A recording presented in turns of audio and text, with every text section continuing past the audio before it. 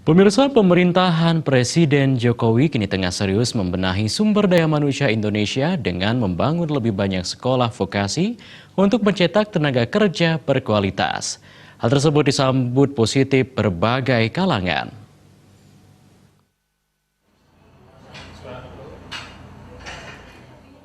Visi pemerintahan Presiden Jokowi tentang penguatan SDM disambut positif salah satu praktisi pendidikan Gusti Ketut Suranata. Dikatakannya untuk mengurangi angka pengangguran dan menciptakan wirausaha baru.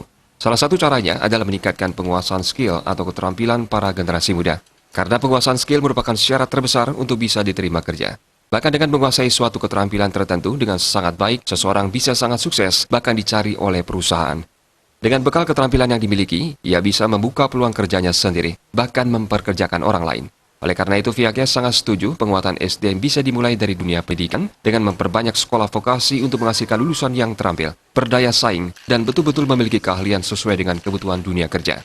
Untuk memenangkan persaingan di era global ini, tidak hanya menguasai keterampilan, tetapi para generasi muda wajib memiliki sikap yang positif, menguasai ilmu pengetahuan dan relasi. Kembali lagi kepada kompetensi, karena komposisi kompetensi itu yang diinginkan adalah ada knowledge-nya, ada skill-nya, ada attitude-nya.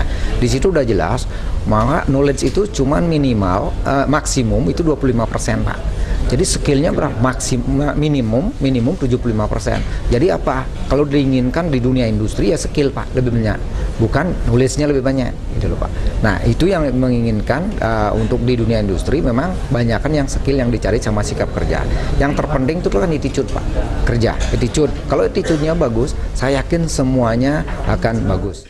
Ditambahkan tantangan sumber daya manusia di era industri 4.0 akan semakin berat persaingan dengan mesin. Sistem digitalisasi dan kecerdasan buatan akan mengancam tenaga kerja manusia. Setiap generasi muda harus menjadikan dirinya relevan dengan perkembangan zaman dengan mengisi diri dengan berbagai keterampilan dan ilmu pengetahuan.